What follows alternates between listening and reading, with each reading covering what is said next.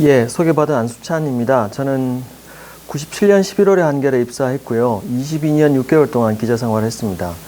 그다음에 학부에서 사회학을 전공했는데 기자 한 10년 차 무렵에 사회학 석사 공부를 해서 남들보다 좀 한 2배 정도 더 오랫동안 공부해 석사를 했고 약 또 한 10년 전부터는 그 언론학으로 전공을 바꿔서 박사 공부를 했고 작년 2월 달에 박사를 받았고요. 작년 3월에 이제 세명대 저널리즘 대학원으로 옮겨서 아직도 이 직업과 직함이 익숙치는 않습니다만 하여튼 교수로 일을 하고 있습니다.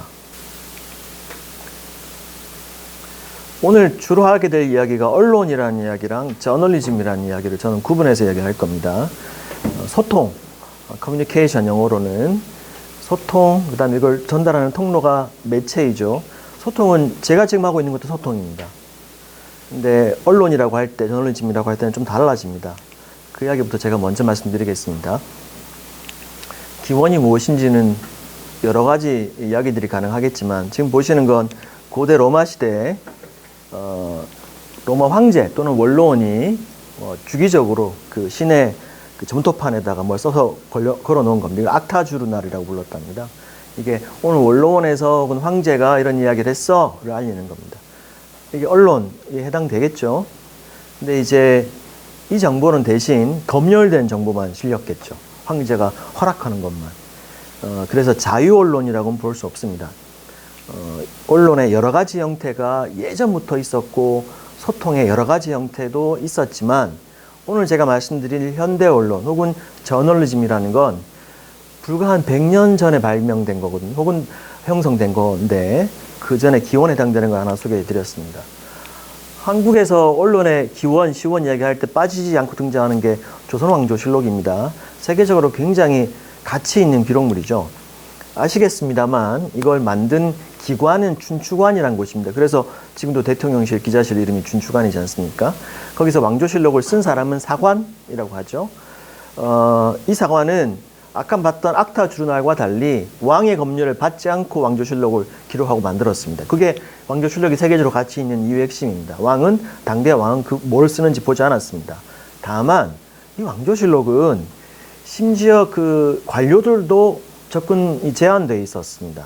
왕조실록 보는 사람은 왕조실록의 독자는 후대의 왕이었죠. 니네 할아버지, 증조하고 고조할아버지가 뭐 있는지 보고 공부하라고 만든 거였지 사람들 뭐 읽으라고 만든 책이 아니었습니다. 그래서 언론이고 뭐 검열도 받지 않았는데 두루 많은 사람들이 보는 대중언론이라고 말하기에는 무리가 있습니다. 그 다음 한국말로 언론이란 말의 기원이 되기도 하는 언관이란 직업이 있었습니다. 지금 사진이 정확치 않지만 서울 종로 어딘가에 가면 사관원터 비석이 있습니다. 사관원은 춘추관과는 조금 다른 또 다른 기관이고 그 사관원에서 일을 하는 사람이 언관인데 이 언관이 뭐라는 사람이냐면 그 사관은 그냥 아무 말 없이 그냥 왕이 말하는 걸 받아 적기만 한 사람이고 언관은 주기적으로 왕을 만나서 따따붙다 말한 사람입니다. 당신 이걸 잘못하고 있으니까 제대로 하시오 이런 직언하는 사람, 그게 언관의 직업이었습니다.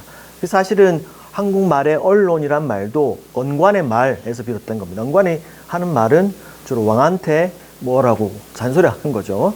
권력 감시 역할이 있었습니다. 그러니까 대중언론, 오늘 현대 언론에 굉장히 중요한 기능을 탑재했죠. 자, 그런데 왕조실록은 왕이 말했던 사실들을 주로 기록한 것에 비해서 언관이 했던 말은 주로 의견이었습니다. 오늘 제가 주로 이야기하게 될 또 다른 포인트, 핵심 키워드 중에 하나가 의견과 주장인데 언관은 주장하고 의견을 말하는 사람이었습니다. 왕에게 매일 저녁마다 소맥 만들어 드시지 마세요. 아침 일찍 일어나셔야 돼요. 뭐 이런 이야기들을 하는 사람이었다는 겁니다. 그것은 의견과 주장이죠. 아직까지는 현대 언론 또는 저널리즘이라고 할 만한 것이 서양이나 혹은 동양 한국에서는 등장하지 않았습니다. 제가 언론과 저널리즘을 구분해서 말씀드린다고 했는데 통상적으로는 언론이라고 이야기하고 말씀하셔도 아무 상관없습니다. 저는 오늘 근데 약간 세밀하게 여러분들 알아두면 좋을 법한 말씀을 들려드리려고 약간 구분해서 말씀드리겠습니다. 아까 말한 것처럼 소통이란 말, 이거는 커뮤니케이션이란 말은 모든 형태의 의사교환 전달을 말합니다. 근데 이 중에 언론은 주로 다수 대중에게 무엇인가를 전달할 때 언론이라고 이야기합니다. 근데 이 언론의 형태에는 크게 잡아 네 가지가 있습니다. 우선 세 가지를 먼저 소개해 드리겠습니다. 홍보가 있습니다. 각 대학 언론학과에 들어가 보면 그 교수들이 이렇게 있으면 홍보 전공, 광고 전공, 선전이라고 하지는 않지만 정치 커뮤니케이션 전공한 교수들이 따로 있습니다.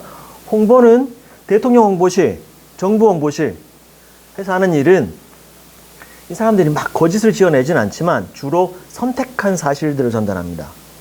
생략하기도 하고 뭐 자기한테 유리한 거, 이 조직과 기관에 도움이 될 만한 정보들을 알리는 게 홍보인데, 홍보는 중요한 언론의 한 부분입니다. 그다음에 광고가 있습니다. 뭐 기업 광고, 상품 광고. 광고와 홍보의 차이는 일반적으로 퍼블릭 릴레이션이라고 부르는 홍보에서는 사실 자체를 과장하거나 왜곡하는 일은 거의 하지 않는 데 비해서 광고는 과장과 조작이 조금씩 들어가기 시작합니다. 상품 광고는 조금씩 과장되잖아요. 변비약 먹으면 후루룩 내려간다. 이건 과장이죠. 조작까지는 모르겠지만. 자, 그 다음 또 하나 중요한 포인트가 있습니다. 선전, 영어로는 프로파간다라고 부릅니다. 요즘 선전에 관련된 언론 혹은 선전에 관련된 커뮤니케이션을 주로 일어나고 있는 곳이 러시아 정부와 우크라이나 정부입니다. 뭐 좀 포털에 가보면 우크라이나가 러시아 핵기를 오늘도 보니까 격추시켰다는 게 있던데 사실이겠죠. 그러나 왜곡까지는 모르겠지만 조작됐거나 생략된 것이 많이 들어간 상태로 선전을 합니다.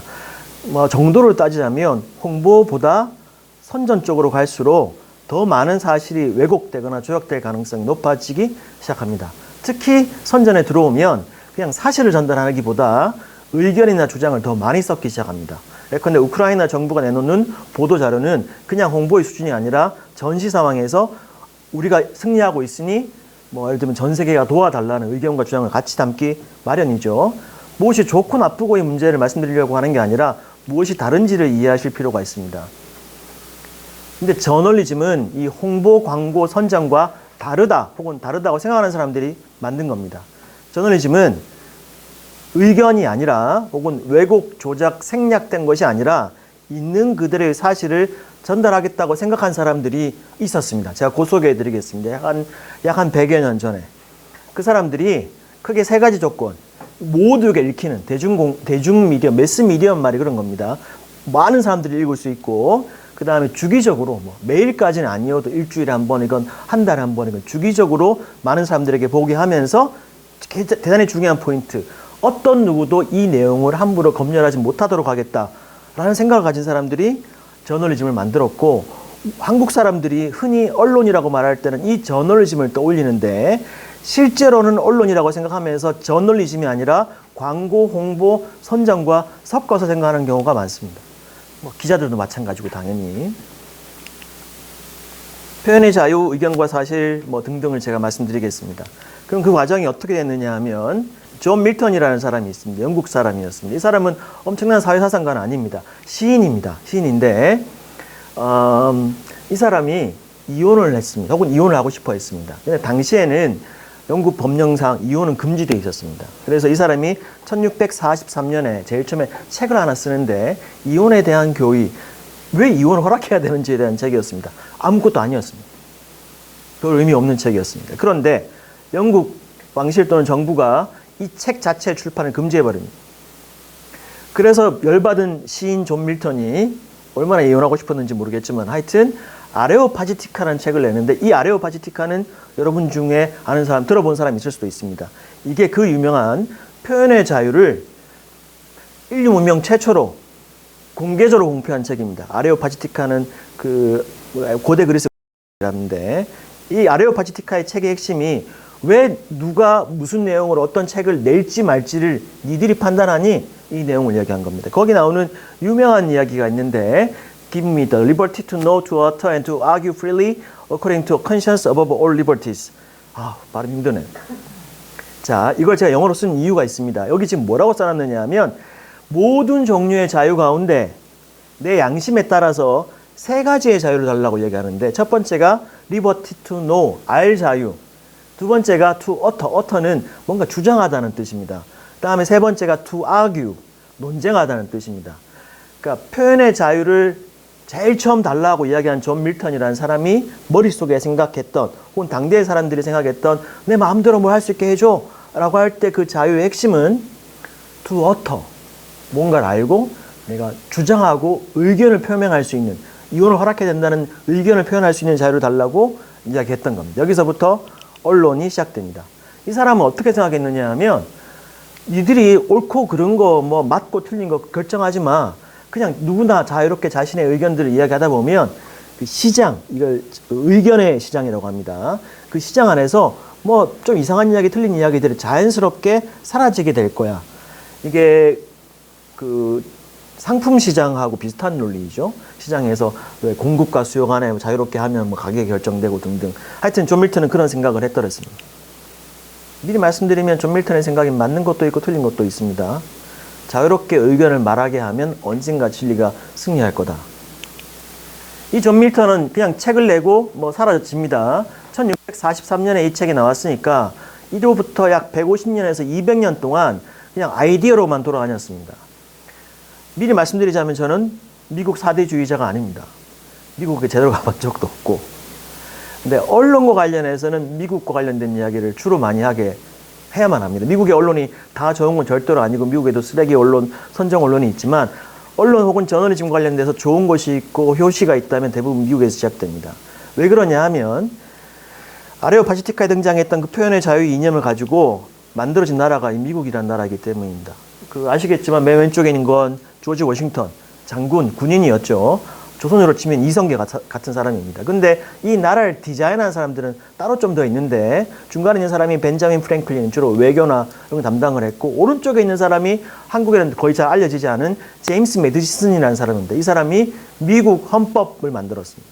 혼자 만든 건 아니지만 하여튼 이 사람들이 뭔가 영국과 독립전쟁을 하고 독립을 해서 1776년에 헌법을 만들었는데 이 헌법의 기본은 우리는 전부 자유를 위해서 국가를 만들자고 모인 사람들이니까 헌법으로 뭘 만들었느냐 하면 우리가 집에 가서 발 뻗고 편하게 잘 수 있도록 정부를 만들긴 하되 이 권력을 지닌 자들이 서로 감시하게 해서 자유를 함부로 침범하지 못하게 만들자. 그게 삼권분립입니다. 입법이 사법을 감시하고 사법 행정, 행정 입법을 감시하게 만드는 게임의 룰을 만들고 헤어집니다. 이 헌법, 미국 건국 헌법입니다. 근데 집에 가서 불안해지기 시작합니다. 아무리 게임 룰을 적어놨지만 그래도 얘네들이 우리 자유를 함부로 침해하면 어떡해. 그래서 나중에 수정헌법이라는 걸 만듭니다. 그 유명한 수정헌법 1조가 다음과 같습니다. 이 수정헌법은 권리장전이라고 부르는데 처음에 만든 헌법은 권력자들 간의 게임의 룰만 만들어 놓고 나중에 시간이 지난 다음에 니들이 어떤 경우에 이렇게 하면 안 돼를 10개 조항을 만드는데 그 첫 번째 조항이 종교, 스피치, 표현, 출판의 자유를 적어 놓은 겁니다. 의회는 어떤 법도 만들어서는 안 돼. 종교를 금지하거나 종교 행위를 금지하는 법을 만들면 안 되고 또는 연설 혹은 표현과 출판의 자유를 금지하는 법도 만들어서는 안 되게 표현의 자유의 1조입니다. 조지 워싱턴은 군인이었지만 참고로 벤자민 프랭클린은 곧 보여드리겠습니다만 이 사람의 직업은 물론 외교관이기도 했지만 신문 발행인이었습니다. 그 다음에 제임스 매디슨은 요즘으로 치면 농객입니다. 이 사람이 주로 했던 활동은 독립혁명 시기에 수십 개의 필명을 갖고 미국 전역에 있는 모든 언론과 신문마다 여러 가지 방식의 논설을 보내서 투과하고 글을 실어서 뭔가 사람들을 이끌었던 그런 사람입니다. 그 토마스 제퍼슨이라고 미국 3대 대통령이 있는데 거기도 건국의 아버지 중에 한 사람입니다. 그 사람이 뭐라고 그랬느냐 하면 신문 없는 정부를 택하노니 정부 없는 신문을 택하겠다 이런 말을 해서 유명하죠. 그 말을 왜 했을까요? 대통령이 왜 신문을 택했을까요? 제퍼슨 대통령 퇴임하고 나면 돌아가야 될 직업이 신문 발행인이었기 때문에 그렇습니다. 농담입니다만 하여튼 미국의 건국의 아버지들은 전부 언론 활동을 했던 사람입니다. 발행을 하거나 직접 글을 쓰거나. 그 당시에 만들어졌던 언론은 이런 모양이었습니다. 이게 그 아까 말씀드린 벤자민 프랭클린이 발행인이자 직접 글을 썼던 펜실베이니아 가제트라는 신문입니다. 1729년 10월 16일자. 내용은 제가 잘 모르겠습니다.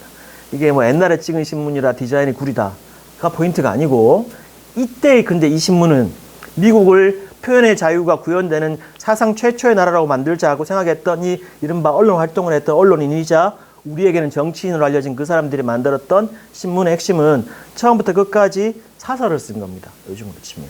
칼럼을 썼다. 주장을 썼다고 생각하셔도 괜찮습니다. 신문활동, 표현의 자유, 출판활동의 자유의 핵심은 내가 생각하는 것을 사람들에게 알리는 활동이었던 겁니다. 그걸 이제 여기 제가 정파 언론이라고 썼는데 이 당시에 언론을 파티잔 페이퍼, 어떤 정치적 입장을 갖고 자기 의견을 표명하는 것이 주된 활동이었던 언론 신문, 정파 언론이라고 부릅니다. 이게 이제 18세기 이야기인데 1820, 30년대 19세기에 필리처라는 사람이 등장합니다. 필리처라는 사람 이름을 들어보신 적이 있으시겠죠? 이 사람에 대한 긴 이야기는 제가 생략하겠습니다. 이 사람이 저는 언론학을 공부했던 사람으로서 조셉 필리처가 스티브 잡스에 해당되는 사람이라고 생각합니다.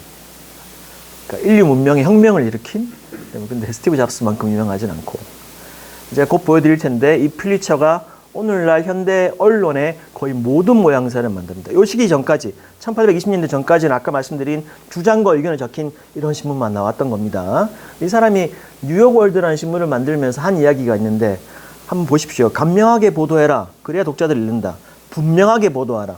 그래야 이해할 수 있다. 생생하게 보도하라. 그래야 독자들이 기억할 수 있다. 무엇보다 정확하게 보도하라. 정확하게 보도하라는 말을 처음 한 사람이 하여튼 조셉 필리처입니다. 그 다음에 나오는 문장이 그래야 독자들이 그 빛을 따라 인도받을 수 있다. 정확하게 보도하는데 왜 독자들이 인도받는다고 이야기했을까요? 제가 곧 설명드리겠습니다. 하여튼 이 사람이 무슨 신문을 만들었느냐 하면 이렇게 생겼습니다.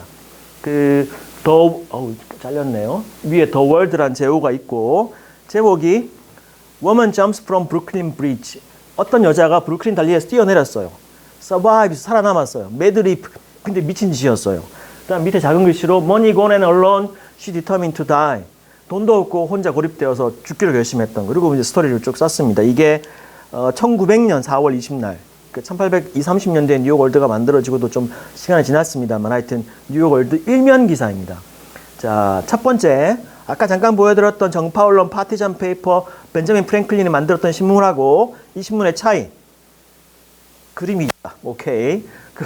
그 말고 아까는 의견을 썼잖아요. 이거는 사건을 쓴 겁니다. 의견은 주장, 의견, 사건은 사실, 정보에 해당됩니다. 그 다음에 보시면 아까 그는 의견 하나를 꽉 채워서 갔죠. 의견이 중요하니까. 여기는 정보가, 여기 보면 베이스볼, 야구 기사도 있고요. 또 뭐 다른 기사도 있습니다. 이렇게 몇 가지 정보들을 같이 앉힌 거죠. 아까 필리처라는 사람이 뭐 정확하게 보도해라. 이게 무슨 말이냐면 1820년대가 어떤 시기냐면 미국 땅에 살던 사람들 말고 유럽의 비영어권 국가, 이태리, 뭐 스페인 이런 데서 제2의 이민자들이 뉴욕으로 다 들어오기 시작합니다. 동부해안을 따라서. 영어 못하죠. 근데 가난하죠. 주로 노동자로 살았죠. 근데 인구는 팽창합니다. 근데 뉴욕 조셉 필리처라는 사람이 두 가지 생각을 했는데 하나는 좋은 생각, 정치적인 생각. 이 사람들에게 미국에서 무슨 일이 벌어지고 있는지 이야기해야 표현의 자유를 위해 만들어진 미국의 민주주의가 굴러갈 거다라고 생각을 합니다. 맞는 말이죠. 고귀한 이야기죠. 맞는 이야기입니다. 두 번째, 시장적인 판단을 했습니다. 이 사람 사업가였으니까. 이 가난한 사람들에게 10원짜리, 100원짜리 싸게 신문을 팔면 그걸로 돈을 벌고 그 다음에 그렇게 많은 사람들이 신문을 보면 거기다 광고를 실어서 광고 수익도 얻을 수 있겠다는 생각을 최초로 하는 사람입니다.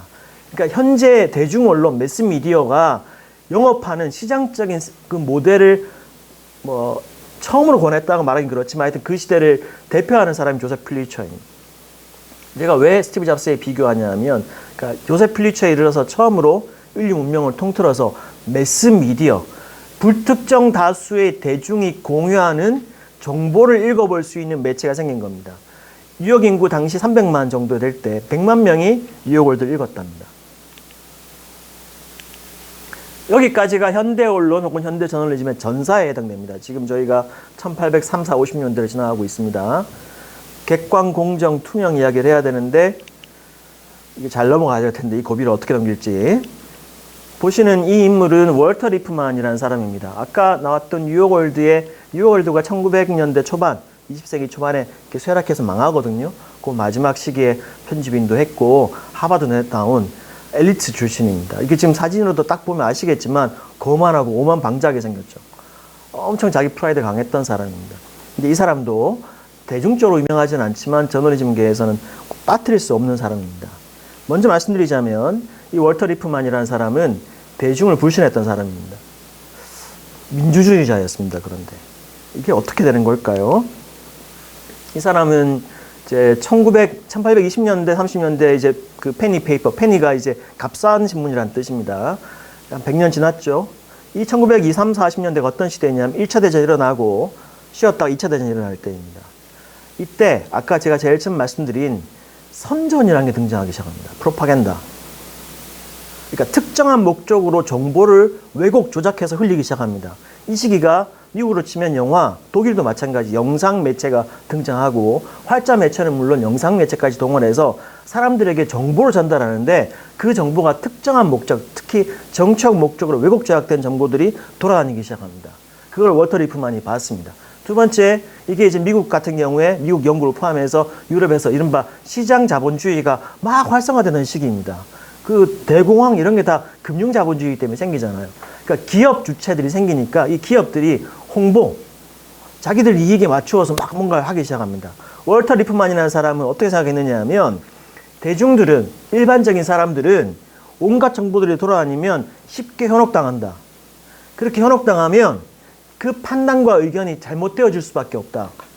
근데 민주주의는 올바른 의견을 서로 공유해야 민주주의가 공론장이 만들어지는데 의견 자체가 틀어지면 안 된다. 근데 의견을 형성하는 기초가 정보인데, 사실인데 지금 이 언론계에서 선전과 홍보가 판을 치고 있으니 이걸 바로잡아야겠다고 생각을 한 거예요. 이 사람이 여론이라는 책에서 이런 말을 했습니다. 이 질문을 여러분 스스로에게 한번 해보십시오. 무엇인가를 떠올려보고 여러분이 알고 있는 사실은, 내가 지금 그건 사실이야 라고 생각하고 있습니다. 그 사실은 누가 보고 듣고 느끼고 뭘 계산해서 그렇게 이름을 지은 거야? 내가 지금 알고 있는 사실이라는 거. 그 사실 제일 처음에 나한테 말해준 사람은 누구지? 좋아. 그럼 그 사람을 떠올려 봐봐. 그 사람은 어떻게 그 사실을 알았을까? 혹은 그게 사실이라고 어떻게 확인했을까? 또 그 사람이 전해준 사람이 있다고 쳐봐. 그럼 그 사람은 그 사실로부터 얼마나 떨어져 있거나 가까이 다가갔던 거야. 도대체 그러니까 내가 지금 사실이라고 생각하는 것에 실체 근거가 뭐냐고 라는 질문을 던진 사람이. 그래서 이게 쉽지 않은 일이잖아요. 쉽지 않은 일이죠. 그래서 제가 언론과 저널리즘을 구분하는 것. 그러니까 언론으로 그냥 막 있다가 의견 나오고 그냥 정보 나오고 브루클린 다리에서 여성이 떨어졌다. 이 정도면 충분하다는 시기를 거쳐서 누군가가 정보에 특정한 의도를 갖고 개입해서 세상을 바꿀 수 있다는 게 확인되는 순간부터 일군의 집단들이 그것으로부터 독립되어 있는 분명한 실체적 사실을 밝혀야 된다는 생각을 하기 시작하는데 그거를 적용한 매체가 뉴욕타임즈입니다. 뉴욕타임즈는 원래 월스트리트 저널이라고 아시죠? 그게 금융 소식 매체이잖아요. 원래 뉴욕타임즈도 금융지였습니다. 뉴욕에 저기 금융가가 있으니까. 근데 그 아돌프 옥스 이 사람이 인수를 내서 재탄생시킵니다. 이 사람이 한 유명한 말이 있습니다. 뉴욕타임즈는 어떤 두려움도 호의도 없이, 이거 영어로 without fear or favor라고 합니다. 정당, 정파, 이해관계와 상관없이 불편부당하게 뉴스를 보도한다. 이를 통해 모든 의견으로부터 지적인 토론을 이끈다. 아까 퓰리처의 말 중에 뭐 정확하게 보도해. 그래야 사람들을 이끌 수 있어. 이런 이야기를 했잖아요. 이 사람은 뭐라고 이야기했느냐 하면 어떤 이해관계로부터도 자유로운 사실을 보도하면 그 사실을 보고 판단하는 우리 개별 각자가 각자 의견을 내놓고 토론을 시작하겠지. 그러니까 아까 제일 처음에 등장했던 그 표현의 자유, 존 밀턴이 이야기했던 표현의 자유, 의견할 자유, 주장할 자유가 형성되기 위해서는 그냥 자기 마음대로 떠들게 내버려둬서는 안 된다고 생각한 거예요. 영상으로 녹화되는데 이런 표현을 써도 되나? 그냥 각자 떠들고 싶은 대로 내버려두면 개싸움만 된다고요. 그렇게 하면 안 된다고 생각한 거예요. 그렇게 하지 말고 각자 생각나는 대로 말하게 하면 안 돼. 적어도 우리 각자가 정확한 정보는 알아야 돼. 무슨 일이 벌어진 것인지. 그래야 뭐라고 토론할 수 있지. 관점은 다를 수 있지만. 그래서 우리는 그 일을 하겠어 라고 생각한 게 아돌프 옥스였어요. 대신 뉴욕타임즈의 그 뉴욕 월드 플리처는 그 사실을 듬성듬성 확인했던 거고 이 뉴욕타임즈는 확실하게 확인하겠다고 생각했어요. 그래서 이 말이 이 사람이 했던 또 유명한 말이 다른 신문의 성범죄 보도는 쓰레기다. 그러나 뉴욕타임즈가 보도하면 사회학적 연구가 된다. 이런 말도 했어요. 이게 20세기 초반의 일입니다. 1920, 30년대 일입니다. 이게 무슨 말이냐 하면 한국 언론은 그렇게 보면 지금 하여튼 이 사람이 무슨 얘기를 한 거냐 이미 그때 본 거예요. 무슨 뭐 이런 일이 벌어지면 온통 선정적으로 쓰는데 우리는 그렇게 접근하지 않을 거예요. 우리는 사회과학자가 사회 현상을 탐구하듯이 사실은 무엇이고 추정되는 것은 무엇이고 근거는 무엇인지를 체계적으로 보도하겠다고 이야기했던 거죠. 그렇게 나왔던 신문이 이게 뉴욕타임즈 1912년 4월 16일자 무슨 기사인지 혹시 아시겠어요? 오, 다들 영어를 할 줄 아시는군요. 자, 보십시오. 이게 또 위에 제호가 잘렸는데 제목이 있습니다. Titanic sinks 4 hours after hitting iceberg. 빙산이랑 충돌한 뒤 4시간 뒤에 가라앉았어요. 866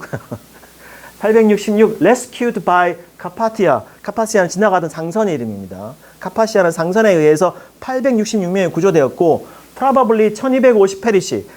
아마도 1250명 정도가 실종됐다.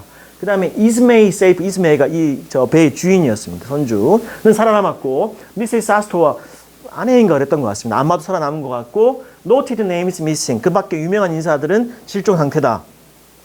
그 다음 사진과 함께 실었습니다. 아까 봤던 뉴욕월드랑 이거랑 둘 다 사건 보도네요. 그거 차이는 아까는 그림이고 이건 사진이다. 아닙니다. 그게 아니고 포인트는 그게 아니고 혹시 차이를 아시겠어요? 뉴욕타임즈의 이 기사는 숫자가 등장합니다. 상상해 보십시오. 배가 가라앉았는데 866명이 구조됐다는 걸 도대체 어떻게 확인하고 취재했을까요? 이 기자들은 그걸 확인하고 싶었던 거. 몇 명이 타고 있었는데, 몇 명이 죽었는데, 몇 명이 구조됐는데, 그 다음에 개별 이름을 불러주잖아요. 아까 거기는 그 브루클린 다리에 떨어진 뉴욕월드 기사에는 그냥 워먼이라고 나와요. 여자가 떨어졌어라고 하잖아요. 제인인지 존인지 몰라요. 기사 읽어봐도 안 나와요. 여기에는 사람들의 이름을 지목해가면서 뭔가를 쓰고 있어요. 참고로 여기 나와 있는 이 사람은 선장인데 선장은 뭐 아시겠지만 같이 이제 사망합니다. 뉴욕타임즈가 이걸 쓰기로 한 거예요. 이들이 타이타닉호의 침몰 원인에 대해서는 각자의 방식으로 앞으로 어떻게 될지에 대해서 각자 의견이 있겠지. 자, 근데 우리가 하는 일은 그 판단과 의견을 위한 가장 기본적이고 정확한 정보를 파악하는 거야. 그리고 그건 아무나 할 수 있는 일은 아니야. 굉장한 노력과 어떤 훈련이 필요한 일인데 그걸 우리가 하겠어. 이걸 뉴욕타임즈가 처음으로 하기 시작을 한 거예요.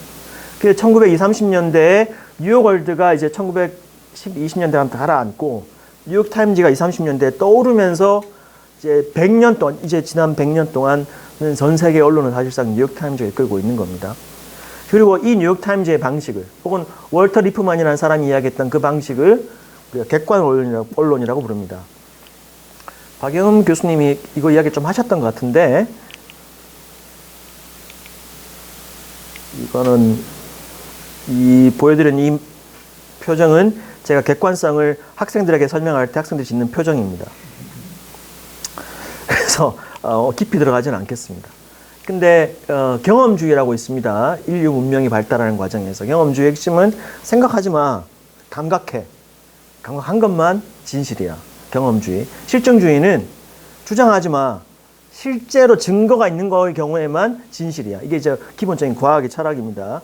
실용주의는 약간 미국적인 건데 이게 그 영어로 프래그마티즘이라고 부르는데 실용주의 그러면 뭐 이때는 맞고 저때는 틀리다 이렇게 이해할 수도 있지만 프래그마티즘이란 말 안에 프랙티스, 실행이라는 말이 들어가 있습니다. 저는 그래서 사실은 이걸 실행주의라고 바꿔야 된다고 생각하는데 여튼 이 실용주의 핵심은 우리가 우주의 진리를 알 수는 없을 거야. 아마도 인간의 어떤 지적인 한계 때문에. 근데 목장에 늑대가 쳐들어오는데 이 늑대를 어떻게 막을 수 있는지를 알아낼 수 있어. 이 굉장히 중요한 발상의 전환입니다. 왜냐하면 옛날에 이 경험주의, 실증주의 고민했던 그 똑똑한 사람들은 우리가 저걸 알 수 있을까 없을까? 실체적 진실을 파악할 수 있나 없나? 이거 갖고 머리 아픈 생각들을 했는데 미국 사람들 이렇게 생각한 거예요. 오케이, 알겠어. 근데 지금 당장 늑대가 몰려오고 있잖아. 우리가 저 늑대의 실체를, 늑대의 유전자적 기원이 무엇인지를 알 수는 없겠지, 지금. 그러나 우리가 불을 놓으면 늑대가 물러갈지, 울타리를 치면 목장을 지킬 수 있는지는 알아낼 수 있어. 실행을 해보면. 이게 실용주의입니다. 하여튼 이것에 관련되어서 공통적으로 등장하는 게 객관성이라는 말인데 제가 오늘 무슨 말씀드릴 거냐면 한국에서 특히 세계적으로도 그렇지만 언론학자들 사이에서 논란이 있지만 한국에서는 특히 객관성을 어떻게 이해하느냐 하면 버려야 할 것, 폐기 처분해야 될 것으로 이해하는데 실제로는 그렇지 않습니다. 라는 게 제 생각입니다. 객관성이라는 말의 원래 원어는 objectivity입니다. objectivity를 쪼개보면 단어에 object, 발음이 object라는 말이 있습니다. object는 물건 대상이라는 뜻입니다. 뒤에 vit가 붙어서 ty가 붙어서 성질이라는 뜻이 있습니다. objectivity를 말 그대로 번역하면 물체나 대상의 실체와 본성이라는 뜻입니다. 그래서 이걸 객관성이라고 누가 번역했는지 모르겠어요. 아마도 일본에서 넘어온 한자가 된 것 같은데, 객관이란 말은 손님 객자의 관자가 있잖아요. 그래서 마치 어떤 사안이 있으면 아무 관심도 없는 손님처럼 무심하게 바라보는 관점으로 바라본다. 이런 뉘앙스를 가지고 그걸 떠올리는 순간 그런 일은 불가능해. 어떻게 아무 관심도 없고 아무 상관도 없는 상태에서 무엇인가를 볼 수가 있어? 말도 안 되지 라고 생각하게 되는데, 원래 뜻의 objectivity는 물체의 성격이라는 뜻이라고요. objectivity가 왜 중요하냐면 주장과 의견하고 사실과 진실의 결정적인 차이는, 주장과 의견은 objectivity에는 별 관심이 없어요. 일반적으로. 이게 무엇인지에 별 관심 없이 그냥 말할 수 있다고요.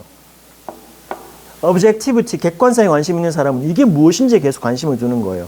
왜 언론에서 객관성이 중요하고 특히 뉴욕타임즈 시기에 이르러서 객관성이 중요해졌느냐 하면, 자, 기자들아, 아돌프 옥스가 이야기했겠죠. 앞으로는 니들이 함부로 추정하거나 니들이 판단해서 의견을 적거나 무엇인가에 대해서 사람들을 이끌고 가려고 하지 마. 니들이 앞으로 해야 될 일은 저 세상에 나가서 그 세계의 어떤 실체를 보고 그것에 대해서만 써. 타이타닉이 가라앉았다고 언제 가라앉았는지에 대해 쓰라고. 이 objectivity를 추구하는 것을 포기하는 순간 현대 언론이고 현대 저널리즘의 기본이 붕괴할 뿐만 아니라, 나중에 제가 뒤에서 말씀드리겠지만 그 역할을 하는 전문적인 집단이 올바르게 제대로 활약을 못하면 우리 모두가 공유할 수 있는 확실한 구체적인 사실이 사라져버리고 우리 모두 이것의 실체에 대해서 아무 관심을 두지 않는 채 각자의 방식으로 떠들면 아까 제가 말씀드린 것처럼 어떤 상황이 발생을 할 겁니다. 그 상황도 제가 보여드릴 겁니다. 하나만 더 말씀드리고 지나가겠습니다.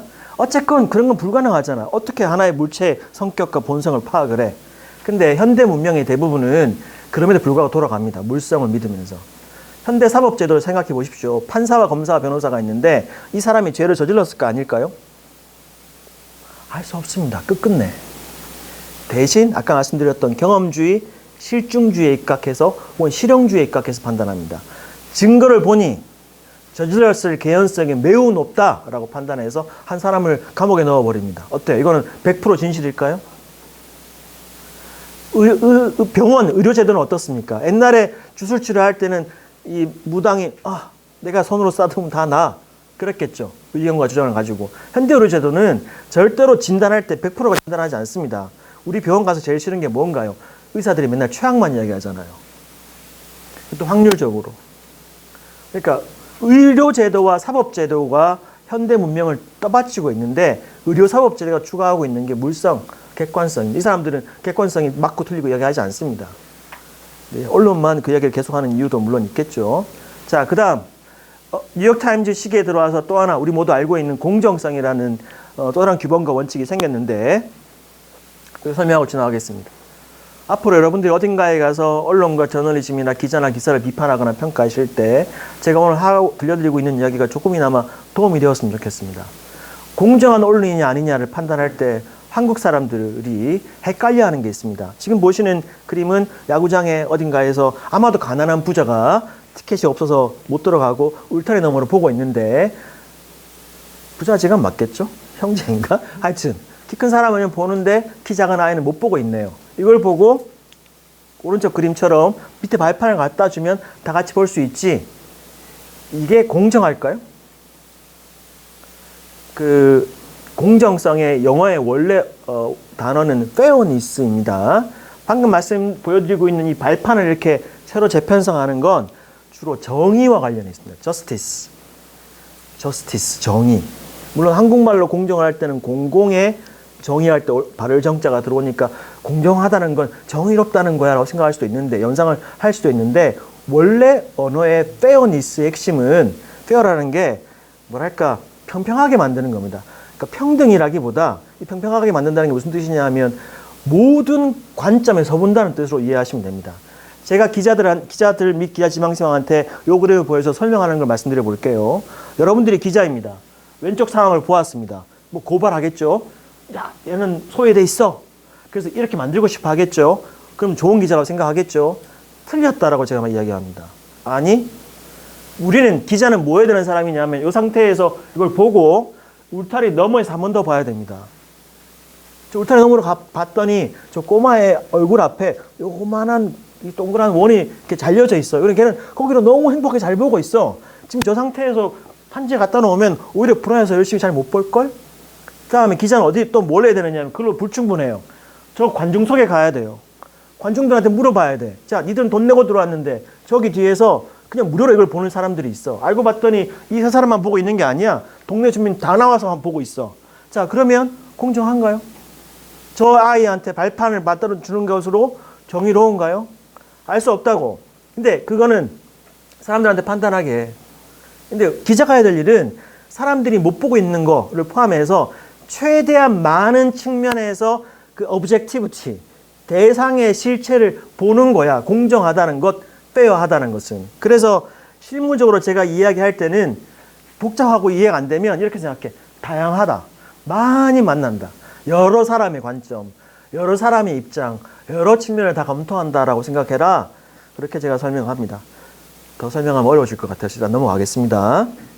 자, 그 다음에 그 현대 저널리즘이 가지고 있는 세 번째 기본 규범이 투명성인데, transparency가 원어입니다. 투명성이라는 한국말은 순수하고 맑고 깨끗하고 이런 느낌을 줍니다. 근데 transparency라는 이 규범 원칙은 그것과 별 상관없습니다. 순수하고 깨끗하고 이런 건 영어로 clear 뭐좀 되나? clean 이런 게 깨끗한 거죠. transparency는 속보이게 만든다는 뜻입니다. 저 돼지저금통처럼. 저 돼지저금통에 돈이 얼마 있는지 보이게 만들면 그게 트랜스페어런트한 겁니다. 이 트랜스페어런시는 객관성과 공정성에 관련된 기본과 원칙들은 1920, 30, 40년대 초창기에 등장을 했고, 또 투명성은 조금 뒤에 나옵니다. 한 7, 80년대. 그리고 이 투명성 원칙은 사실은 정치학에서나 행정학에서 나오는 건데, 민주주의를 구성하려다 보니까 정부 운영의 원칙에 있어서 정부가 무슨 결정을 어떻게 내리는지까지 같이 보여줘야 된다는 이야기를 언론사에 언론에 적용한 게 트랜스페어런시인데, 이때의 투명성은 두 가지로 나뉘어집니다. 기자들이 취재원에게, 그러니까 취재할 때 자기에 대해서 밝히고, 그다음 기사를 쓸 때 기사 안에서 또 어떤 과정을 통해서 취재를 했는지를 밝히고 실명으로 인용하고 이런 게 다 투명성과 관련이 있습니다. 제가 오늘 지금 객관성, 공정성, 투명성에 대해서 여러분들이 얼마나 잘 이해하고 있는지 시험 칠 목적으로 강의하고 있는 것은 아닙니다. 잘 이해 안 되면 잊어버리십시오. 제가 지금까지 설명하려고 했던 것의 핵심은 객관, 공정, 투명이라고 표현되어지는 저널리즘, 현대 언론의 대표적인 규범이 왜 나왔고 어떻게 적용되고 있느냐 하면 의견, 주장, 선전, 광고, 홍보와 구분되는 이 대상과 물체의 본질적인 성질을 파악하겠다는 일군의 집단이 만들어지면서 형성되면서 나온 이야기라고. 이것만으로는 이제 굉장히 어렵고 힘드니까 그 다음에 또 특히 영미 언론을 중심으로 진화합니다. 한국 이야기도 제가 곧 할 겁니다. 조금만 기다려 주십시오. 아까 제침에 말씀드렸지만 그 언론 과정을 보면 원천적으로 태생적으로 언론은 정치의 그냥 동전의 양면 같은 겁니다. 정치와 함께 있었던 게 늘 언론이고, 악타주르날 고대 로마 황제의 직서, 그리고 조선 왕조실록, 왕의 기록 전부 정치와 관련된 거잖아요. 그 다음에 그 정파 언론, 벤자민 프랭클린이 만들었던 신문도 정치적인 이야기였고, 필리처가 만들었던 건 약간 상업적인 면이 있었지만 그러나 여전히 대중과 관련된 민주주의 관련된 거였고, 뉴욕타임즈가 고민했던 것도 정치적인 공론을 위해서는 사실을 전달해야 된다는 것이었고, 그래서 언론의 발달 혹은 진화 과정 자체가 정치의 변화에 언론인들이, 기자들이 어떻게 적응하는지와 관련이 있는데, 다시 한번 미국으로 들어가면 미국 기자들은 이 상황을 지난 100년에서 길게 보면 200년에 걸쳐서 계속 진화시켜 왔습니다. 한국 언론에서는 그게 잘 안 됐고, 아까 지금까지 객관성 이야기를 했는데 미국 언론계에 1940, 50년대에 문제가 생깁니다. 보시는 사람은 조지 폰 매커시라는 미국 상원 의원이고, 역시 아시겠지만 의회에서 곳곳에 빨갱이들이 있어 명단도 막 흔들고 그랬습니다. 객관성, 공정성, 혹은 투명성 원칙에 기초해서 매카시라는 상원 의원의 실명을 밝히고 근거도 공개하고 사실 있는 그대로 썼어, 미국 기자들이. 그랬더니 자기들의 금과 억저와 같았던 표현의 자유가 결정적으로 침해당하는 일들이 발생한, 다 잡혀가고 막 들어가고 이러니까. 그래서 미국 기자들 사이에서 새로운 반성과 성찰의 흐름이 생겼어요. 그게 이제 문제이죠. 성찰과 반성의 흐름을 스스로 만들어내느냐, 못 만들어내느냐. 미국 기자들은 성찰하는데 몇 가지 흐름들이 생깁니다. 첫 번째가 주창 저널리즘. 지금까지 그 객관 언론, 공정 언론 이런 이야기 했는데 갑자기 60년대 들어와서 미국 기자들이 반성하면서 이게 왜 이런 일이 벌어졌는지 봤더니 사실만 보도해서는 사람들이 이 사실이 무엇을 의미하는지 제대로 못 알아차리니까 차라리 우리 옛날 선배들처럼 이게 뭐다라고 분석해서 주장하자. 그 생각을 한 게 일부 있었습니다. 어드보카티브 저널리즘이라고 합니다. 미리 말씀드리자면 영미 언론에서 이 주창주의 저널리즘은 일찍 쇠락합니다. 퇴화해버리고 사라집니다. 일찍 퇴장해버리고 다만 흔적을 남기는데 그게 신문마다 의견란이 생기기 시작합니다. 그 독자면, 여론면이라고 있잖아요, 신문에. 그게 언제 생겼느냐 하면 뉴욕타임즈가 1970년에 OP 중간 대시 ED, Opinion and Editorial이라는 면을 처음 만듭니다. 뉴욕타임즈가 그 1970년에 그 지면을 왜 만들었느냐 하면 이런 것 때문이었어요. 사실만 보도해서는 이 사실의 의미를 일반인들이 잘 모르므로 무엇인가를 알고 있는 언론인들이 적극적으로 의견과 주장과 관점을 제기해 주자라는 의견이 막 일어나니까 그걸 지면 구석에다 만든 거예요. 그렇게 흔적을 남겼습니다. 그 다음에 뉴저널리즘은 오늘 강의의 큰 흐름과 큰 상관이 없음을 간단히 말씀드리면 권력자들에 관련된 정치 언론 보도만 하려고 하지 말고 평범한 사람들의 이야기를 보도하자 마치 필리처 때 그 일반인들의 이야기를 사건 사고로 다루었던 것처럼 그게 뉴저널리즘이라고 있었습니다. 근데 둘 다 약간 변방으로 밀려납니다. 그러면서 1970, 80년대에 걸쳐서 미국 언론인들이 붙잡은 객관적 보도, 그러니까 사실만 있는 그대로 보도해서는 안 돼라는 것에 대한 성찰에 의해서 발견한 대안이 뭐였냐면 탐사 보도입니다. 지금 보시는 건 워싱턴 포스트의 워터게이트, 닉슨을 하야시킨 그 기사를 쓴 왼쪽이 존 번슈타인, 오른쪽이 밥 우드워드 기자입니다. 참고로 존 번슈타인이라는 기자는 미국의 중상위권 대학을 졸업한 히피였습니다. 티가 나나요? 장발족이잖아요. 밥 우드워드는 예일대 역사 영문학을 복수 전공하고 해군 정보 장교를 다녀온 최고의 엘리트였습니다. 티가 납니까? 그리고 밥 우드워드는 초짜 기자였고 번슈타인은 이제 상급자 기자입니다. 두 사람 다 아주 훌륭한 인생을 살았습니다. 언론인으로서. 자, 하여튼 이게 1972년과 2년에 걸쳐서 한 1년 6개월 동안 보도가 이어졌는데 이거를 그냥 탐사보도의 효시라고 부릅니다. 자, 그 이유를 제가 설명드리겠습니다. 그리고 왜 탐사보도가 언론에서 중요한지, 그리고 왜 정치 언론 보도에서 중요한지도 곧 뒤에서 말씀드릴 겁니다. 한국에서는 탐사보도라고 부르는 것의 원래 원어는 investigative journalism입니다. 제가 계속 주장하고 있는데 제가 아직 학계 명함을 내민 지 2년이 채 안 되어서 통용되고 있지는 않습니다만 저는 이것을 수사보도라고 불러야 된다고 주장하고 있습니다. 왜냐하면 영어 investigate는 수사하다는 뜻입니다. 한국말 탐사는 뭘까요? 달 탐사, 여름방학, 자연 탐사. 약간 한가한 겁니다. 뭐 잘 모르는 거 알아보겠다. 이 정도 뉘앙스. 근데 수사는 다르죠. 왜 이런 이야기가 나왔느냐 하면 아까 그 조지 맥카시가 어떤 사람이냐 하면 상원 의원이란 말이에요. 만약에 미국을 통틀어서 가장 믿어야 될 사람이 있다면 상원 의원 아니겠어? 라고 생각했던 거예요. 이거 워터게이트는 뭔가요? 미국 검찰도 FBI도 백악관도 아무도 수사하지 않아서 죄를 짓고 있는 사람이 감옥에 들어가지 않고 있는 상황에서 이 두 명의 기자가 직접 증거를 확보한 거예요. 뭐 대단한 기법은 아니었어. 발품 팔아서 수많은 사람들을 만나서 진술받은 거예요. 하여튼 그렇게 해서 죄인을 기소할 정도로 검찰이 증거를 갖고 기소할 수준으로 보도해서 이게 investigative report라는 말이 만들어진 거, 개념이 만들어진 거라고. 그럼 이 두 기자가 한 건 뭡니까? 수사한 거예요.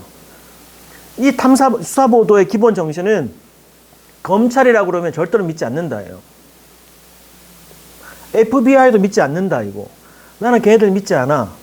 내가 직접 할 거야. 우리가 직접 수사할 거야. 이게 수사 보도의 정신입니다. 그래서 이 70년대 아까 나왔던 그 메카시가 뭘 흔들었다. 성찰이 있고 이게 왜 수사 보도로 이어지느냐 하면 조지 맥카시가 이야기해서 빨갱이들이 있다고.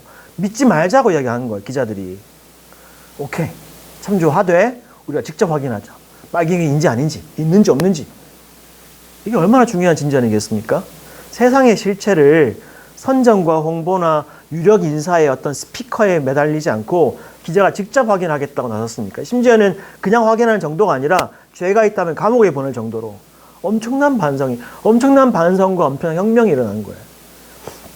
그래서 탐사보도의, 수사보도의 정신에 따르면 검사가 하는 이야기를 흘려들어서 단독 보도하는 건 탐사보도와 아무 상관이 없어요. 네가 직접 취재한 게 아니잖아요. 자, 그 다음에 심지어는 여기서 만족하지 않고 1980년대에 들어오면 정밀 저널리즘이라는 것도 미국에 등장합니다. 이게 프리시전 저널리즘이라고 하는 건데, 제가 지금 얘기하고 있는 이 정밀 저널리즘 같은 경우에도 기자였다가 언론 학자가 된 사람이 직접 기사로 보여주고 나중에 책으로 쓰고 이런 식으로 이제 미국 언론계가 발전하는데, 그런 개념인데, 이 정밀 저널리즘은 뭐냐? 사회과학자들과 똑같이 기사 쓰자. 사회학자들이 어떻게 연구하고 논문 쓰고 합니까? 뭐 서베이도 하고 뭐 통계도 뽑고 현장 조사도 하고 이렇게 하잖아요. 그래서 연구 방법론도 밝히고 문제의식도 밝히고 정확하게 그렇게 쓰죠. 뭐 사례 몇 개 뽑고 그렇게 하지 말고 체계를 갖추어서 나중에 이 탐사보도와 수사보도와 정밀보도가 합해져서 데이터 저널리즘이 됩니다. 여러분, 데이터 저널리즘이라는 말은 들어봤겠죠? 그게 뭐냐 하면 실체적인 근거와 증거를 기자가 직접 확인해서 사회과학적 방식으로 쓰는 게 데이터 저널리즘입니다. 여튼 그게 이제 뒤에까지 이어지고, 그 다음에 제가 주로 관심 있어 하는 내러티브 저널리즘이라는 것도 있는데, 이것도 길게 설명하지 않겠습니다. 내러티브라는 거를 한마디로 설명하면 이렇습니다. 내레이터라는 말의 라틴어 어원이 그나루스입니다. G-N-A-R-U-S. 그나루스라는 말에서 파생된 영어 단어가 하나 더 있는데, know, 알다라는 know, K-N-O-W. 너레이트라는 말은 그냥 말하는 게 아니라 처음부터 끝까지 모든 것을 말한다는 뜻입니다. 그래서 왜 보면 그 방송 프로그램 중에 나레이터, 뭐 최불암 이런 게 나오는 게 뭐냐면 처음부터 끝까지 읽어준다는 뜻입니다. 내러티브 저널리즘은 뭐냐? 처음부터 끝까지 다 보도하겠다는 뜻입니다. 버스 사고가 발생을 하면 버스 사고가 왜 발생했지? 정비불량. 왜 정비불량이지? 정비사가 졸아서. 왜 졸았지? 인력 부족으로. 왜 인력 부족이지? 해고당했으니까. 왜 해고당했지? 버스 회사가 재정난을 겪으니까. 왜 재정난을 겪지? 지자체가 공공운수지원금 안 주고 있어서. 왜 안 주지? 시재정이 약화되었으니까. 왜 줄었지? 중앙정부가 주는 지방세 교부분이 줄었으니까. 오케이, 그러면 이 버스 사고에 대한 보도는 말이야, 몇 명이 죽고 사망했다가 아니야. 지방정부의 세금 문제부터 시작해. 이게 내러티브 저널리즘이에요. 와, 엄청나지 않아요? 그래야 우리가 실체를 파악할 수 있다고 생각하는 거예요. 사건 보도만 하면 버스기사 잘못이네, 정비사 요즘 왜 졸았어? 라고 생각하는데, 여기서부터 시작하면 이게 얼마나 구조적인 문제이고 진짜 잘못은 정치인들에게 있다는 걸 알려주겠죠. 제가 막 급하게 달려왔습니다. 어쨌건 제가 질의응답을 막 할 수 있는 시간을 드리려고 제가 언론 관련된, 저널리즘 관련된 기본적인 걸 말씀드렸는데, 그럼 이제 오늘 테마가 정치 이야기잖아요. 정치 언론, 정치 기사에 대한 이야기인데, 흥미롭게도 영미 언론계에서는 정치 보도와 관련해서 큰 이슈가 없습니다. 미리 말씀드리자면. 영미 언론 혹은 미국 언론 저널리즘의 이 진화 발전 과정에서 약간 그게 문제가 됐던 시기를 한번 뽑자면 또 1940년대하고 오히려 트럼프 시대였는데, 일단 여기부터 먼저 하겠습니다. 1947년에 허친스 위원회라고, 허친스 위원회는 참고로 미국 정부가 만든 위원회가 아닙니다. 미국에 있는 대학에 있는 언론학자들이 그리고 기자들과 함께 돈을 모아서 자기들끼리 모여서 한 2, 3년에 걸쳐서 우리 앞으로 어떻게 해야지를 막 연구하고 고민해서 그냥 보고서 하나 내놓았습니다. 그리고 그 보고서를 채택하라고 뭐 언론사들마다 압력을 넣은 것도 아니고, 언론사주와 기자들이 그걸 읽어보고 뭐 감동을 받았던, 교화를 받았던 간에 우리 이렇게 하자라고 해서 일종의 암묵적인 공감대를 형성하게 된 중요한 포인트인데, 이게 사진에 보이는 게 그 허친스 위원회에 있는 아저씨들이었습니다. 이 허친스 위원회가 왜 만들어졌느냐면 아까 말씀드렸던 2차 대전 직후이잖아요.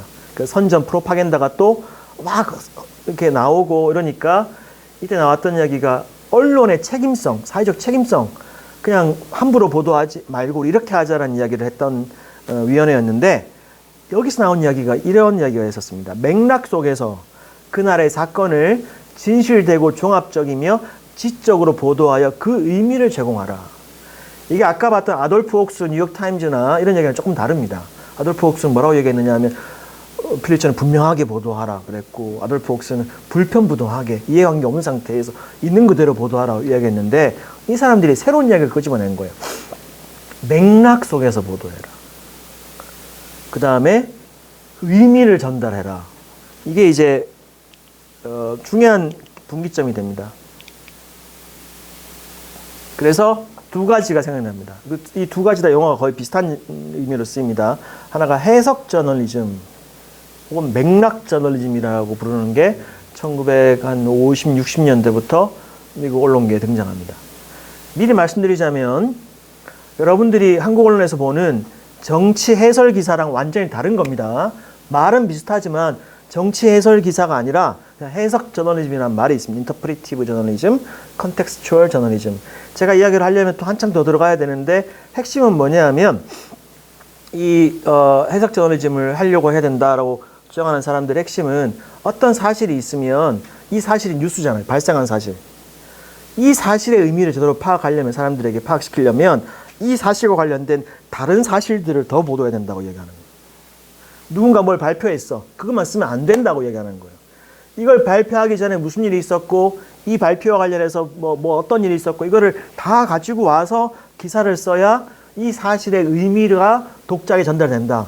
그게 맥락 저널리즘, 해석 저널리즘입니다. 자, 미리 먼저 소개해 드릴 것은 이 자체를 비판하는 사람이 있었고, 지금도 있습니다. 이 영미 언론 혹은 저널리즘의 원칙에 따르면 이 해석, 분석 이런 게 들어가는 순간 얘네들은 경기를 일으키는 거예요. 경기를 왜 일으키냐면, 그건 저널리즘이 아니야 라고 생각하는 거예요. 그건 선전선동이고 의견과 주장이고 정파이고 이런 거지. 우린 저널리스트, 오브젝티비티, 대상과 세계의 실체를 파악하는 사람들인데 자꾸 뭐 이상한 걸 집어넣으려고 그래. 그래서 이 사람이 유진 패터슨이라는 언론학자인데, 이 사람이 뭐라고 이야기했느냐 하면, 아까 나왔던 맥락 저널리즘 혹은 특히 해석적 저널리즘이라고 니들이 막 하자고 이야기하는 그것은 공공의 요구에 부합하는 방식으로 정치를 평가할 수 있는 위치에 기자들이 존재한다는 허구에 기초에 있다. 맹렬하게 비난한 거예요. 그리고 이렇게 생각하는 미국의 언론계 기자들, 언론인들, 언론학자들이 있어요. 여기 한 축이고 또 다른 축도 있고, 이 사람의 이야기의 핵심은 기자들이 판단하겠지. 뭐 의견 쓸 수 있겠지. 근데 그게 공공의 요구에 부합하는지는 어떻게 알아? 이 말의 핵심 포인트예요. 제가 이걸 약간 번역해서 말씀드리면 이렇습니다. 지나가는 초등학생에게 물어봐도 의견이 있습니다. 윤석열 대통령 어떻게 생각하니라고 초등학생에게 물어보면 의견을 표명한다고요. 의견은 누구에게나 있고 누구나 표현할 수 있고, 그걸 함부로 막으면 안 돼요. 그죠? 그게 표현의 자유 핵심입니다. 그런데 그 표현의 자유가 되는 기본이 되는 게 정보이고 사실이고 실체적 진실인데, 진실을 전달하는 역할을 넘어서 그 진실이 어떤 의미를 갖고 있는지 네가 감히 해석하고 분석해서 뭔가 평가하려는 순간 문제가 생긴다고. 그게 타당한 경우는 딱 한 가지예요. 그 기자 개인이 혹은 그 언론사가 우리 모두의 이익을 대변하거나 적어도 책임지고 있다는 공공적 위치에 있을 때만 가능한 일이라고 이 사람은 이야기한 거예요. 그리고 현실에서 그런 언론은 없다고 생각한 거예요. 그런 기자도 없고, 그리고 기자들에게 그런 능력도 없고, 무엇보다. 이 사람이 흥미로운 이야기를 했어요. 아까 제가 수사보도 얘기를 했잖아요. 탐사보도라고 불리는. 이 사람은 정치와 언론의 관계에서 미국 언론이 정파 언론, 그 다음에 공론장 형성을 위한 정보, 실체적 진실을 전달하는 객관 언론, 그 다음에 아까 보여드린 것처럼 수사보도 핵심이 내가 직접 수사하는데 그 수사를 누구를 하느냐 하면 주로 권력자들 상대로 수사를 한 거거든요. 그러니까 정치 권력의 감시 고발을 위한 수사보도가 60, 70년대에 만들어져서 미국 기자들이 그러고 가더니, 여기까지는 이 유진 패터슨이라는 학자가 보기에는 잘했던 거, 괜찮아, 오케이, 그러고 해야지. 그런데 이게 비용이 많이 든다는 걸 알아챈 언론사들이, 미국 언론사들이 비용을 절감할 대체제를 궁리하기 시작하다가 어떤 일을 시작했느냐 하면, 내가 직접 근거를 모아서 대통령을 고발하는 게 아니라 대통령을 비난하는 정치적 반대자의 말을 인용해서 공격하는 보도가 나오기 시작하더라. 이게 이 사람이 이야기한 거예요. 한국 언론이 주로 그거 하고 있죠. 그 다음에 그것도 힘이 드니까, 왜 힘이 들겠어요? 찾아가서 물어봐야 되니까. 어떻게 생각하세요? 물어봐야 되잖아. 패터슨이 약간 냉소적으로 이야기한 게, 그것도 비용이 들고 아까우니 그 다음 시작된 게 이 사람이 생각하기에는 80, 90년대 원래적인 의미의 해석적 보도가 아닌 그걸 왜곡해서 지들 편리에 맞게 반대자를 만나서 굳이 인용해서 대통령을 공격하는 게 아니라 그냥 기자가 그 기사 안에서 옳지 않다라고 이야기하는 기사들이 등장하기 시작했다. 이게 유진 패터슨이라는 언론학자가 발견한 거예요. 왜 하필 80, 90년대였느냐. 이때가 TV가 등장하거든요. 컬러 TV가 등장하면서 TV 해설자들, 그리고 TV로부터 영향을 받은 신문 기자들까지도 그 일을 하고 사실은 이 흐름은 그 뒤로도 지금도 이어지고 있죠. 미국에서도. 대표적인 게 폭스 뉴스입니다. 폭스 TV는 취재하지 않고 그냥 기자가 이야기하잖아요. 그리고 그걸 이어받은 게 종편이죠. 종편의 대부분은 취재하지 않고 그냥 기자가 이야기하죠. 종편 이전에도 뭐 어떤 뉴미디어계에도 그런 게 있고 하여튼 뭐 근데 이제 뭐 그냥 논평가들이 유튜브를 만들어서 하는 건 뭐 오케이 표현의 자유이니까. 근데 언론사가 뉴스룸이 기자가 그 일을 하기 시작하면 안 된다고 하는 게 이 사람 이야기예요. 다만 그 반대편도 있습니다. 여전히 인터프리터티브 저널리즘, 맥락 보도, 해석 보도가 중요하다. 이 사람 사진을 찾았는데 이 사진밖에 없었어요. 마릴린 먼로가 눈에 들어오시죠? 마릴린 먼로입니다. 마릴린 먼로 보지 마시고 그 옆에 있는 이 남자를 보셔야 됩니다.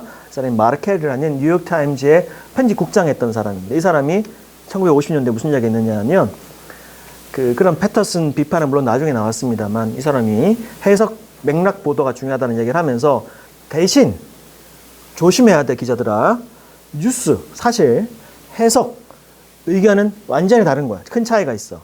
근데 해석은 사실과 함께 해석은 기사를 쓸 때 핵심 부분이야. 잘해야 돼. 대신 의견은 완전히 다른 거야. 그러니까 의견은 그냥 칼럼을 쓰거나 사설을 써. 완전히 구분해야 돼. 도대체 뭐가 어떻게 갖고 다르냐? 이 사람이 든 사례가 있는데 그냥 약간 미국적인 맥락이라서 제가 약간 번역해서 가져왔습니다. 사실 뉴스는 뭐냐? 검찰이 국회의원 A를 수사하고 있다. 라는 문장은 사실. 물론 이제 이렇게 하려면 예를 들면 뭐 누구한테 확인했는지 근거를 밝혀야겠죠? 이건 뉴스다. 이 사람이 말하는 해석이란 건 뭐냐면 검찰이 국회의원 A를 수사하고 있다는 건 사실이겠지. 그래 확인했군. 오케이 잘했어. 근데 그게 도대체 무슨 의미냐고. 알겠니? 너 같으면 기자가 읽어보면. 그래서 다른 사실들을 관련된 사실을 더 취재해보라고. 취재해봤더니 A는 기업 총수 B로부터 지난달 10억 원을 받았고 그래서 이게 아마 불법 정치자금과 관련이 있어 보인다라는 사실까지 같이 가지고 와야 검찰이 누구를 수사하고 있다는 이 단순한 사실이 어떤 의미를 가지고 있는지 독자들이 이해할 수 있지. 이 사람의 말을 해석 보도는 그거 딱 거기까지예요. 이거 맞는 이야기 아닌가요?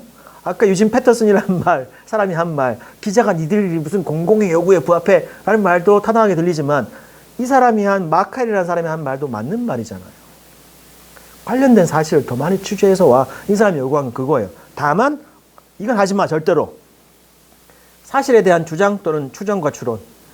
그 국회의원 A는 부끄러워해야 돼. 나쁜 놈이야. 이건 명백한 의견이지. 이건 절대로 뉴스에 기사에 쓰면 안 된다.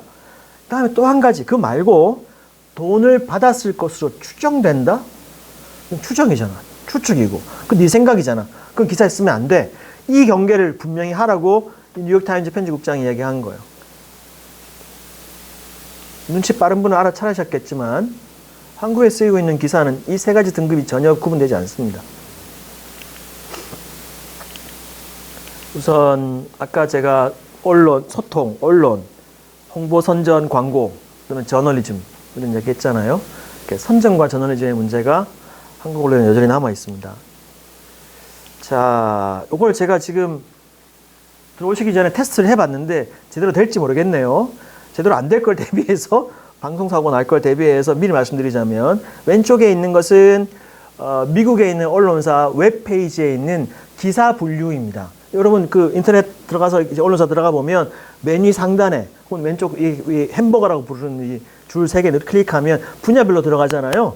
보시면 이게 아마 LA타임즈였던 것 같은데 메뉴에 캘리포니아 지역 뉴스, 두 번째가 기후, 환경, 우리 인류의 문제, 세 번째가 아무래도 LA니까 오락, 그 다음에 에스파뇰, 스페인어 사람을 위해서 음식, 주택 등등 나오고 자 정치 기사가 어디 있는지 보세요. 잘 안 보이시겠지만 저 위에 시작해서 의견 밑에 정치가 여기 있습니다. 정치 이렇게 있습니다. 그 다음에 과학, 스포츠. 오른쪽은 동아일보군요. 동아일보는 흥미로운 건 오피니언이 먼저 등장합니다. 사설, 온갖 종류의 의견, 주장을 다양하게 볼 수 있도록 먼저 딱 제시해 놓고 뉴스 분야에 들어가면 제일 먼저 정치가 있습니다. 이게 언론, 저널리즘을 대하는 한국과 미국 기자, 뉴스룸 언론사의 차이라고 생각하는데, 우선 조선일보는 여기에는 이제 요즘 테마 중심으로 앉혀놓은 거고, 여기도 정치, 오피니언 다음에 정치가 있죠. 이게 더 정확한 일상적인 분류인데, 오피니언 나오고, 그다음에 조선 경제를 좀 밀고 있나 보죠. 그 다음에 정치가 나옵니다. 그 다음에 나머지. 자, 동아일보는 제가 여기 띄워놨는데, 오피니언 먼저 나오고, 뉴스 나오고, 뉴스 밑에 정치가 있고요. 중앙일보 볼까요? 중앙일보는 오피니언 바로 나오고, 정치 나옵니다. 그 다음에 경제, 사회. 한겨레는 어떨까요? 한겨레는 여기 보면 그냥 오피니언밖에 없네요. 여기는 클릭하면 다시 전체 중에는 정치가 나옵니다. 그 다음에 사회, 전국. 경향신문은 어떨까요? 오피니언, 정치.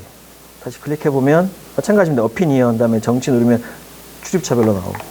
뉴욕타임즈 보여드리겠습니다. 뉴욕타임즈는 월드 먼저. US는 국내, US라고 할 때는 주로 사건, 사고나 하여튼 US. 그 다음에 정치.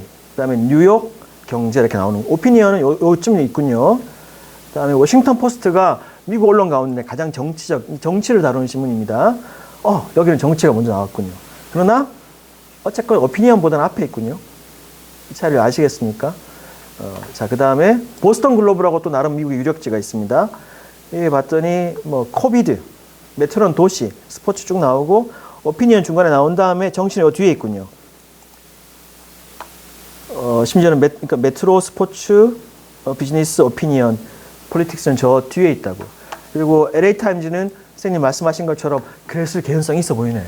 그런데 왜 그런 것 같습니다. 근데 일반적으로 미국 언론의 배열에 크게 어긋나지 않는 방식으로 배열되어 있습니다. 제가 지금 뭘 보여드리려고 하느냐 하면 한국에서는 한국 언론이 주로 다루는 것은 의견이라고요.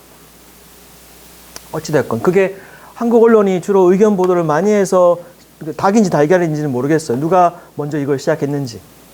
의견을 주로 많이 보기 때문에 이렇게 배치하는 것인지, 아니면 한국의 언론사들이 주로 의견을 그동안 생산해왔기 때문에 여러분들이 의견을 좋아하시는 건지 모르겠지만, 명백한 차이는 영미 언론은 여전히 세계와 사회의 실체적 대상이 무엇인지를 알려주는 것에 더 큰 관심이 있고, 주로 그것은 말 그대로 국제, 세계, 그 다음에 사회 이런 쪽에 가 있다면, 한국은 그냥 의견이 먼저예요. 언관이 무슨 일을 했다고요? 따따붙다 이야기 의견을 이렇게 했잖아요. 이상한 이야기지만 지금 한국 언론은 딱 그 조선시대에 머물러 있는 거죠. 이 사람은 존 헨리라는 영국 가디언 기자입니다. 제가 2차 차한 이후로 제가 기자 시절에 이 사람이 쓴 어떤 기사를 보고 너무 감동을 받아서 이 사람이 쓴 기사를 리뷰하는 글을 어딘가에 쓰고, 이 사람과는 전혀 모르는 상태에서 또 인연이 닿다 보니까 제가 팬심으로 런던에 가서 이 사람 직접 만났어요. 나이가 많은 할아버지, 이제 60대가 넘어간 이제 할아버지 기자인데, 지금은 작년까지는 영국 가디언의 파리 특파원으로 있었습니다. 그 다음에 이 모습은 제가 또 박사 논문 쓸 때 이 사람이랑 줌으로 인터뷰를 한 적이 있는데, 그때 캡처해둔 사진입니다. 이렇게 외국 기자들은 잘생겼을까요, 이렇게? 그죠? 한숨 나옵니다. 그죠? 네. 저도 언젠가 다음 생에는 영국에서 태어나서 가디언 기자가 될 겁니다. 다음 생에는. 자, 이 사람이랑 얘기 막 하는데 무슨 얘기가 있었냐면, 출입처 제도에 대한 얘기를 막 할 때였어요. 우리는 뭐 정당 출입하고 뭐 저쪽 얘기하는데, 이 사람한테 물어봐. 니들도, 뭐 있잖아. 참고로, 가디언은 기자가 한 550명쯤 됩니다. 한국은 규모가 좀 작아요. 뭐, 200에서 250명, 절반 정도 됩니다. 제가 실제로 데이터를 내본 적이 있는데, 한국의 주요 언론사, 신문, 방송 통틀어서, 아니면 200명으로 칩시다. 200명 중에 뭐 데스크, 부장, 차장, 그 다음에 편집 기자 빼고, 취재하는 기자들 중에 90% 이상이 출입처에 나갑니다. 뭐 각자 맡은 게 있습니다. 기자들 용어로 나와바리라고 그러지. 뭐 경찰서에 가건, 뭐 법원에 가건, 정해진 나와바리가 있고 그 건물에 가서 하루 종일 기사 씁니다. 가디언 550명 중에 뭐 데스크 인력 빼고 취재 인력, 필드 인력이 한 450명쯤 되는데, 450명 중에 출입처 담당이 있는 기자가 20명이랍니다. 그 나머지 430명은 뭐 할까요? 보여드릴게요. 430명은 세상 만사를 주재한대요. 뭐 미션이 그날따라 바뀌기도 하고 어떤 미션은 일주일짜리, 한 달짜리, 뭐 1년짜리도 있긴 하지만 그러니까 테마와 주제, 이슈 중심으로 주재한다는 거예요. 우크라이나 같으면 우크라이나 전쟁 발발할 때부터 지금 가디안의 기자 몇 명은 계속 그것만 주재하고 있는 거예요. 예를 들면 우리 같으면 어떻게 하죠? 대체로 국방부 출입 기자가 뭐 쓰다가 국제부 기자가 쓰다가 뭐 등등. 하여튼 이 사람이 뭐라고 그랬냐면 그래서 그 20명 중에 하나가 교육에는 스페셜 리포터라고 불러요.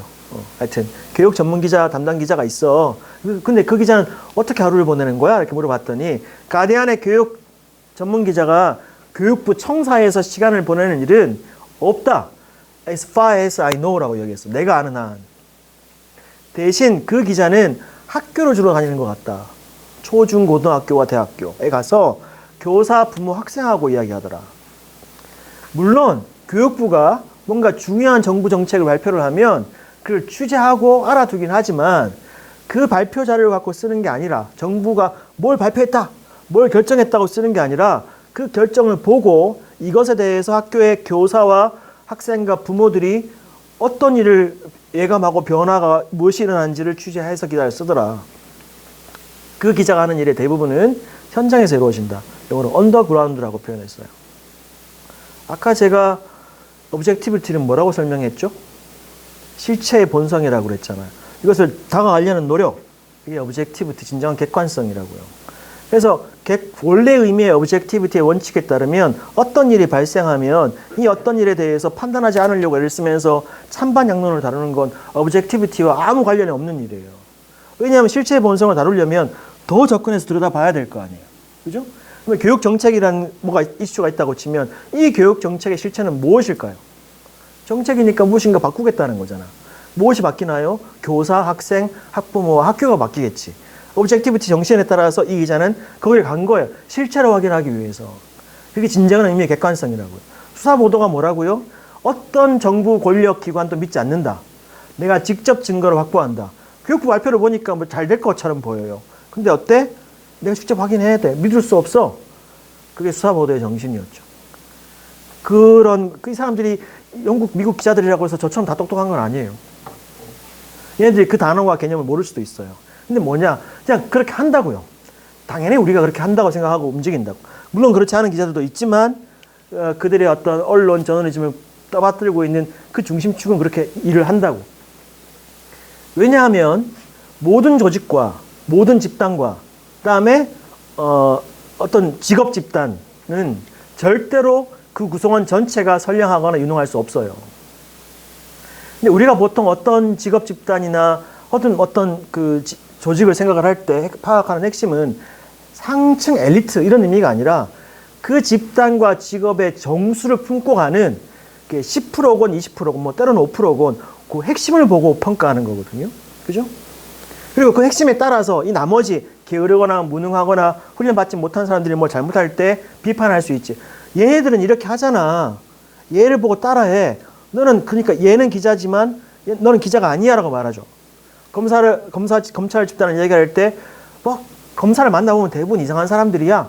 그러나 좋은 검사가 있어. 그러면 그 검사를 중심으로 혹은 그 검사 소수의 인력을 중심으로 검찰이라는 조직의 건강, 유능 이런 게 흘러가는 거잖아요. 모든 데 다 적용할 수 있어요. 한국은 어떨까요? 아까 말씀드린 것처럼 한국의 뉴스룸 혹은 한국의 언론사의 기본 조직의 기본 원리는 출입처 취재 시스템이에요. 그러면 저도 예전에 정치부 있었지만 출입하는 정당이 달라요. 국힘당 출입기자가 있고 민주당 출입기자가 따로 있어요. 민주당 이야기만 하루 종일 듣고 있어, 이 사람은. 여기는 국힘당 이야기만 하루 종일 듣고 있고. 시간이 있으면 재미난 얘기. 제가 옛날에 한나라당 출입했었거든요. 하루 종일 한나라당이 있으면 정말 미칠 것 같아요. 듣는 이야기 자체가 너무 저한테 스트레스. 그 보수 정당이라서가 아니라 그 언어에 그 보도되지 않는 이야기까지 포함해서 언어의 수준이라는 게. 자, 그런데 이거 어떻게 기사를 씁니까? 여기 이야기 가지고 오고 여기 이야기 가지고 와서 묶어 쓰죠. 그러니까 전체 실체를 볼 수가 없고 항상 파편적인 것만 보게 된다고요. 그 다음에 기자실에 앉아 있으니까 언제나 발표와 보도자료 운전해 쓰죠. 그게 뭐라고요? 선전 홍보의 핵심이거든. 월터 리프만이라는 사람이 극혐했던 것. 그 선정기관에 내놓은 자료를 보고 그대로 옮기면 안 돼. 그건 의도되고 조작되고 왜곡된 정보에다가 심지어 의견과 주장이 가미된 건데 사실적 사실이 뭔지도 모르고 뺏겼으면 어떻게 우리가 저널리스트가 되어야 돼. 이제 그냥 단순한 언론이 아니고. 근데 지금까지 한국은 그렇게 하고 있는 거예요. 그리고 한국 기자들의 대부분의 역할 모델은 칼럼니스트예요. 논설위원 가고 뭐 자기 기명 칼럼 생기고 그렇게 되면 차장부장도 데스크 칼럼이랑 가지고 있잖아요. 그리고 최고부서는 정치부이고 뭐 가면 가기 싫어 뭐 가면 힘들어라고 이야기하지만 실제로는 정치부 가서 그럼 정치부 가서 뭐 하느냐 하면 워터게이트 보도 같은 거 하는 게 아니라 정치 논평을 주로 하죠. 정치 분석가를 육성하는 거예요. 이 정치부 기자하고 부장해야 논설위원도 하고 뭐 그러니까. 제가 아까 원관 이야기했잖아요. 여기 지금 적어놨나? 좀 이따 말씀드릴게요. 미국은 영미 여기는 입사하면 한국은 입사하면 경찰서 출입처를 주는데 영미는 가면 제너럴 리포터라고 불러요. 요 생활을 5년 정도 해요. 3년에서 5년. 제너럴 리포터 말 일반 기자라는 건데 짧게 말씀드리면 세상 모든 걸 다 취재해요. 어떤 제너럴 리포터 야 너 우크라이나 가. 미션은 이제 뉴스룸 전에 주겠지. 너 오늘 의회 예산 문제 취재해. 뭐 아까 말씀드린 것처럼 일주일 한 달. 그래서 그걸 잘하면 나중에 전문 기자 스페셜 리포터가 되면 그때 출입처를 줘요. 그러니까 출입처가 있는 기자가 아주 소수라는 겁니다. 이렇게 되면 어떻게 되겠습니까? 조각 내어서 정보를 취득하는 걸 연습하는 게 아니라 이 주제나 이슈와 연관된 모든 정보를 섭렵하는 연습을 먼저 하게 되어요. 그 다음에 그 보도자료 당연히 출입처도 없고 뭐 하여튼 의존할 수 없으니까 직접 발품을 팔아서 독립적으로 취재하는 취재 보도를 연습하게 되고 이 영미 언론계 역할 모델은 궁극적으로는 해밍웨이 같은 사람이에요. 해밍웨이가 기자였습니다. 혹시 아시나요? 존 스타인백이라고 분노의 포도를 쓴 노벨 문학상을 받은 그 사람도 기자였고 마크 트웨인, 찰스 디킨스 같은 사람들이 다 기자였어요. 그 사람들은 옛날 사람들이긴 하지만 이 면면한 전통의 핵심은 뭐냐면 기자라면 그 사람들이 공통점은 직접 스페인 내전을 취재한 다음에 르포 기사를 쓰고 그걸 바탕으로 해서 소설을 써서 상 받고 대공황 시기 농민들의 대이주를 취재해서 그걸 르포로 쓰고 다시 그걸 분노의 포도라는 소설을 써서 상 받고 이게 일관된 게 뭐냐 하면 기자라는 직업이 부여하는 최고의 것은 생생한 현장과 실체적 사실에 가장 긴박하게 접근해서 그것을 목격하고 기록하는 데 있으므로 그 일을 계속 오랫동안 하면서 내 이름으로 적힌 텍스트들을 만드는 게 얘네들 세계의 역할 모델이에요. 그래서 백발이 성성한데 계속 기자하고 있는 거죠.